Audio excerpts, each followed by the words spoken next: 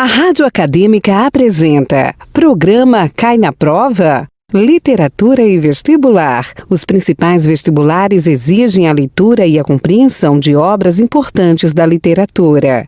Por isso, vamos te ajudar analisando as características dos principais livros. Mas atenção, a leitura das obras é indispensável. A apresentação: Professora Natália Helena Wickman. Oi pessoal que nos acompanha pela Rádio Acadêmica, seja pelo site da rádio, pelo Facebook ou pelo canal do YouTube. Eu sou a professora Natália e hoje a gente vai falar de mais uma obra que cai esse ano, né? Já estava no ano passado, vai cair de novo no vestibular da FUVEST, que é este livrinho aqui, né? Os Poemas Escolhidos, do Gregório de Matos. Percebam, né, que o meu tá cheio de post-it, porque eu vou ter que mostrar alguns poemas para vocês, para a gente poder entender melhor o que é essa obra. E aí, antes de falar dos poemas, eu já vou fazer algumas ressalvas. São muitos, tem mais de 200 poemas aqui nesse livrinho do Gregório de Matos. Essa é a versão que a FUVEST está indicando para leitura, então é a antologia organizada pelo professor José Miguel Wisnik, inclusive aqui ó, tá até escrito, né, edição de vestibular, então fica atento, né, é possível encontrar os poemas do Gregório de Matos em outras fontes, em outras antologias, mas é importante você estar atento a essa versão aqui, porque por algumas peculiaridades, né? Já vou adiantar. Primeiro porque nós não temos poemas assinados pelo Gregório de Matos. E aí fica super difícil, o próprio professor Wisnik aqui no prefácio dele já menciona isso, essa é uma dificuldade para trabalhar com os poemas do Gregório de Matos. Além disso, ele já foi para diversas antologias, é um poeta que está presente em diversas antologias, e quando você faz a comparação entre poemas, né, de uma antologia ou de outra, muitas vezes alguns vocábulos estão alterados. Além disso, tipo, uma palavra que está de um jeito em um lugar, tá ou grafada de outro, ou é outra palavra. E aqui nessa antologia, o professor Wisnik coloca em nota de rodapé quando isso acontece, quando ele fez essa comparação, identificou que em outra antologia, em outro momento, aquela palavra era diferente, seja só na grafia ou na própria substituição, né? Ele coloca aqui em nota de rodapé, então é interessante observar isso. Além disso, né, nós temos que pensar que é um poeta aí do seiscentismo, do barroco. Então, assim, muitas coisas se perdeu e também tem alguns poemas que depois de algum tempo foram discutidos e foram apontados como sendo de autoria de outras pessoas. E isso também o professor Wisnik coloca aqui em notas de rodapé. Então, assim, se for possível, eu indico que vocês procurem exatamente essa versão. Se não for possível, procurar pelo menos encontrar esse sumário. É possível encontrar esse sumário no site da editora. A editora dessa versão é a Companhia das Letras, para você pelo menos ver quais são os poemas que entram aqui nessa antologia e aí buscar os poemas de forma separada, né? Seria uma possibilidade, tá bom? São mais de 200 poemas e aí é bastante coisa. Se a gente for comparar, por exemplo, com a Unicamp, que pede a leitura do Camões, né? O que a Unicamp faz? Ela seleciona quais são os sonetos que vão cair, né? Então tem lá uma listinha mais reduzida. A FUVEST optou por colocar a obra toda, né? Esse livro inteiro. Poderia ter feito uma listinha para facilitar? Poderia. Não fez, isso é só um comentário pessoal meu, né? Acho que é longo, é extenso, considerando a linguagem, por ser uma obra barroca, e eu já vou falar para vocês um pouquinho sobre isso, né, sobre a questão de ser uma obra barroca, isso dificulta a leitura também, né, então assim, são algumas coisas aí para você prestar atenção. Tudo isso eu tô dizendo também para justificar que, por uma opção minha, né, eu vou dividir essa nossa conversa em duas etapas, em duas partes. Então hoje eu vou dar uma noção geral do que é o barroco, quem é o Gregório de Matos, como que essa poesia dele foi classificada aqui, quais as características principais, o que você tem que ficar atento na hora de ler o Gregório de Matos. E aí na próxima semana eu faço a leitura de alguns poemas, e realmente são alguns, né, eu selecionei acho que quase 20 poemas aqui, depois eu selecionei de novo e cheguei em 10, quer dizer, é muito difícil fazer esse recorte, né, pra gente não se estender demais, por isso a necessidade de você ler a obra como um todo, Mas aí, por uma questão didática, eu vou dividir em 2 momentos. Pode ser? Acho que vai ficar mais leve também, né? Pra gente falar do Gregório de Matos sem pesar muito para vocês. E aí também, se você tá vendo o nosso vídeo nesse momento, né, tá assistindo a gente ou tá ouvindo pela rádio e ainda não leu o Gregório de Matos, não leu esses poemas, já corre, dá uma procuradinha aí neles, já faz a leitura para na próxima semana, na hora que a gente for falar dos poemas em si, ficar mais fácil de você entender. Fechou? É isso aí, vamos lá. Então eu vou explicar mais ou menos qual é a importância do Gregório de Matos, né? Qual é o contexto literário que a gente tem para depois chegar em si nos poemas. Vou utilizar a minha colinha, porque são muitas informações, então não me julguem por isso, tá bom? Bom, quem foi o Gregório de Matos? O Gregório de Matos, ele até hoje é considerado um dos grandes nomes da nossa poesia, o primeiro poeta aí brasileiro, talvez, e o maior do nosso barroco. É preciso localizar o barroco enquanto estilo de época, enquanto escola literária. Onde é que está o barroco? O barroco é a nossa segunda escola literária. A primeira seria o quinhentismo, e eu digo seria porque tem bastante gente, né, gente que estuda e diz que o quinhentismo, assim, ele é um período histórico para nossa literatura, porém ele ainda não é uma formação literária nossa, porque o que é o quinhentismo? É aquele período de 100 anos, de 1500 a 1600 mais ou menos, em que você vai ter uma produção no Brasil já, de textos no Brasil, mas uma produção feita por portugueses e uma produção que não tem como objetivo principal a estética, né? Pelo contrário, o objetivo dessas produções era informar a corte sobre as coisas que a gente tinha aqui, né? Sobre as coisas que os portugueses encontraram, a gente chama isso de literatura informativa, e também a literatura feita pelos jesuítas para catequizar os indígenas, que é o que a gente chama de literatura formativa. O barroco ele vem logo depois, por isso ele é chamado de seiscentismo. Então ele ainda está bastante arraigado, né, naquele Brasil colônia, naquele Brasil inicial de uma cultura agrária, escravagista, ainda com essa ligação fortíssima, né, com Portugal, e nós não temos um público leitor, né, a questão educacional no nosso país ainda não era um fato, né, mas nós já temos uma elite que consegue possibilitar que seus filhos fossem estudar na Europa. Quando eu falo filhos, estou falando filhos homens, viu, gente? Porque só os meninos eram enviados, né, para a Europa para estudar. É o caso do Gregório de Matos. Ele era filho de um senhor de engenho, portanto de uma nobreza, né, aqui, né, no Brasil já, de uma elite no Brasil. Ele vai estudar direito em Portugal, vai passar um tempo lá e vai entrar em contato com as ideias ideológicas, filosóficas, literárias da época, e quando ele volta para o Brasil, ele vai produzir essa sua poesia aqui, tá? E aí é um choque para ele, porque quando ele sai daqui, ele sai nessa condição, né, de fidalgo, filho de algo, né, um jovem nobre, e quando ele volta, quando ele chega, o Brasil já está naquela fase de uma decadência do açúcar, né, uma crise econômica e a queda, a decadência dos engenhos, enfim. Então ele vai observar isso, né, e vai ter um ressentimento em relação a essa situação que vai transparecer nos seus poemas, tá? Inclusive nessa versão aqui do professor Wisnik tem uma pequena biografia, né, uma parte curtinha ali sobre a biografia do Gregório de Matos. É interessante a gente conhecer, tá? Então assim, localizamos o barroco, em que momento ele acontece, tá? No nosso país. Outra coisa que é importante é você relembrar quais são os princípios estéticos do barroco, porque isso vai também aparecer com bastante força, lógico, né, nessa poesia. Quais são? Lembra que o barroco é a arte da Contra-Reforma. A Contra-Reforma é aquele movimento religioso, movimento da Igreja Católica para tentar, de certa forma, retomar um poder, né? Porque a Igreja Católica passou pela reforma, passou pelo momento da reforma, que é a reforma protestante, aquela crescente de novas formas de pensar a religião. E agora a Igreja Católica vai tentar, por meio desse movimento, né, de contra-reforma, reaver o seu rebanho, de certa forma. O trabalho dos jesuítas faz parte disso aqui no nosso contexto brasileiro, por exemplo, tá?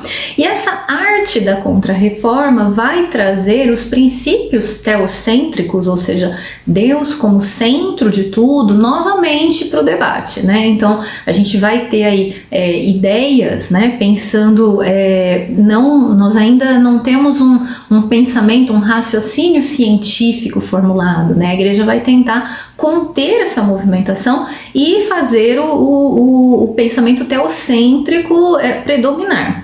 E nós vamos encontrar um homem cindido entre a razão e o misticismo, a alma, os mistérios da alma, os mistérios de Deus e o corpo, os desejos, as vontades próprias. É um homem que está aí nesse embate entre o teocêntrico e o antropocêntrico. Se a gente lembrar um pouquinho antes, né, do barroco, na Europa nós vamos ter o humanismo, e o humanismo já traz algumas ideias, né, de antropocentrismo, apesar de ter, por exemplo, Gil Vicente, né, em Portugal, que tem uma perspectiva teocêntrica, mas a gente já tem uma movimentação de antropocentrismo, né? Então o barroco, de certa forma, vai tentar recuperar essa lógica, né, que é baseada em Deus como centro das coisas. O poeta, o Gregório de Matos, ele vai trazer uma grande parte da sua obra, né, que é uma parte que aqui o Wisnik vai chamar de poesia religiosa, e é assim que normalmente é classificado mesmo, né?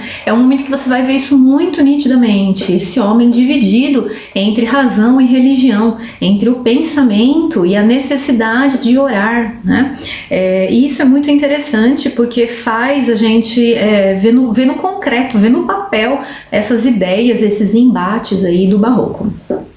Como que isso vai aparecer na poesia? Se eu tenho um homem cindido, dividido nessa tensão existencial, né, entre o que é religião e o que é moral e o que é vida real, né, entre o que é o ser, né, existência, matéria e o ser espiritual, quer dizer, são coisas opostas. É natural que apareça na poesia figuras de linguagem para poder chamar atenção para essa dualidade. Então você tem a antítese, que é a oposição de palavras, o paradoxo, que eleva, né, essas antíteses a um grau ainda maior, né, para fazer uma oposição de ideias.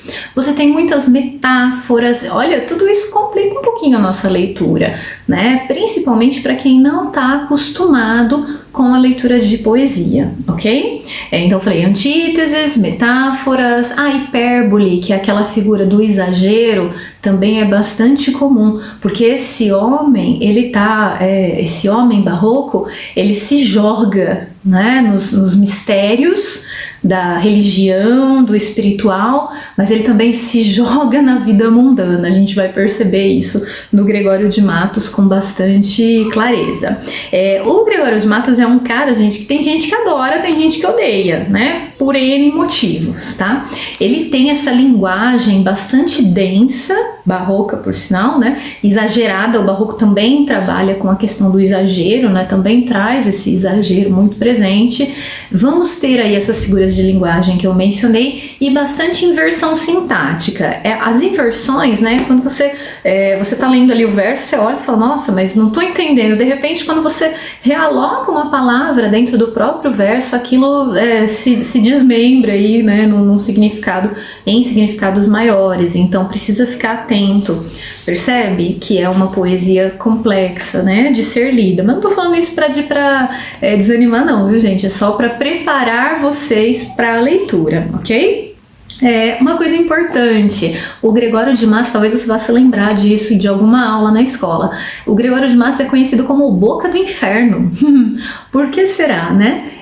Porque uma parte maior da sua obra vai ser dedicada à sátira. Ele vai ter inúmeros poemas em que ele critica tudo todos de forma esculachada mesmo, debochada mesmo, né? Então ele vai, por exemplo, algumas figuras são alvo principal dele, como o governador da Bahia, algumas figuras políticas. Ele também vai criticar clero, especialmente na imagem das freiras, né? Ele vai criticar os mulatos, ele vai julgar, ele vai... Nossa, gente, realmente Boca do Inferno é um apelido que resume muito bem o que ele vai fazer. Então ele não tem trava na língua não para falar de tudo e de todos, tá? Nossa, professora, mas você tá falando que ele tem essa poesia religiosa? Então, ele é um poeta que a gente pode falar que é multifacetado. Ao mesmo tempo que ele tem essa obra satírica, pesada mesmo, né? De uma crítica ferrenha e sem travas mesmo, ele também tem esse lado religioso. Olha aí, né? O homem dividido, cingido,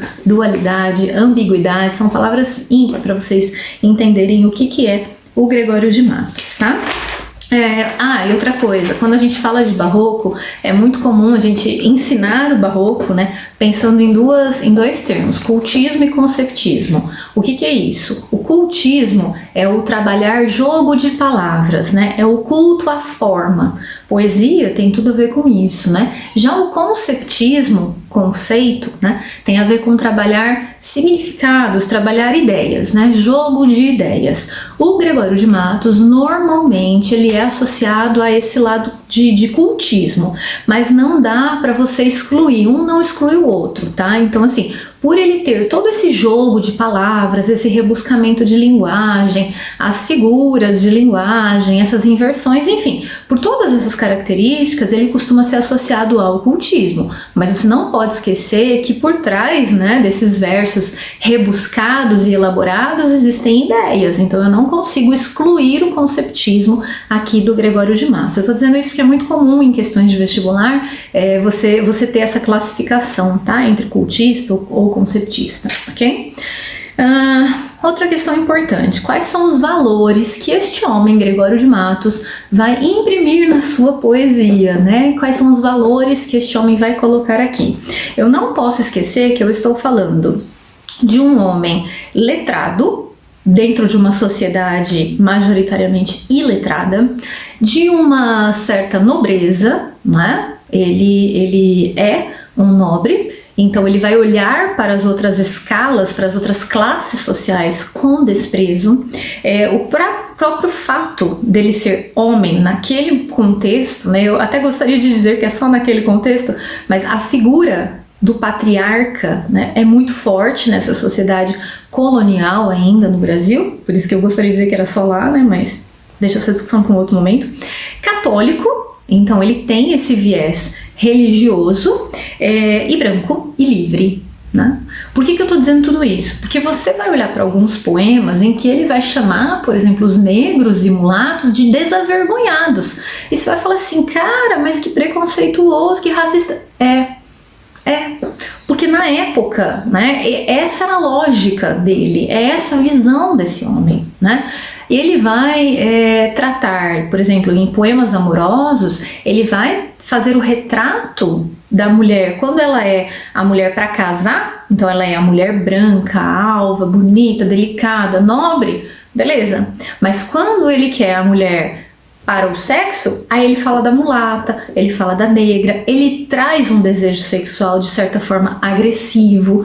Então você vai olhar e falar, nossa, que machista. Sim, porque nós estamos falando de um homem barroco, nós estamos falando de um período que está bem longe da gente, e aí de novo, né, eu gostaria que alguns desses valores não se fizessem mais presentes na nossa sociedade, mas para você ver como a literatura ajuda, inclusive, né, a gente entender as nossas raízes, né. Enfim, nós estamos falando de um homem que está numa sociedade desigual, agrária, escravocrata, tá? Tudo isso é importante de você lembrar para que você olhe para esses poemas e não crie ranço, né? Não fique nervoso, irritado com Gregório de Matos e entenda que são valores daquela sociedade, tá? E aí daí você vai perceber que ele impõe, de certa forma, uma noção de superioridade em relação a quem não está com ele nesses grupos, tá?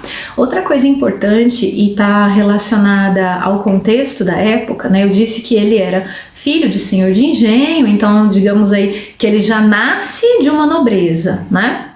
Só que ele vai encontrar, quando ele volta de Portugal, ele vai encontrar no Brasil uma classe social de comerciantes que estão ascendendo socialmente, né? De comerciantes que estão fazendo algum dinheiro, mas que não eram nobres em si, né? Não eram nobres por ascendência, vamos dizer assim. E ele vai despejar um monte de coisa em cima dessas pessoas. Ele vai dizer, não, esse é um mundo absurdo, né? Esse é um mundo em que os valores estão trocados, invertidos, onde já se viu essa galera aí, né, estar, né, se colocando como nobreza, né? Então veja aí como que isso vai aparecer na hora que nós vamos ler, na hora que nós lermos os poemas, você vai perceber isso aparecendo nitidamente, esse ressentimento até, tá? O José Miguel Wisnik, que é o organizador dessa antologia aí, né, indicada para o vestibular da FUVEST, ele vai dividir os poemas em três grupos.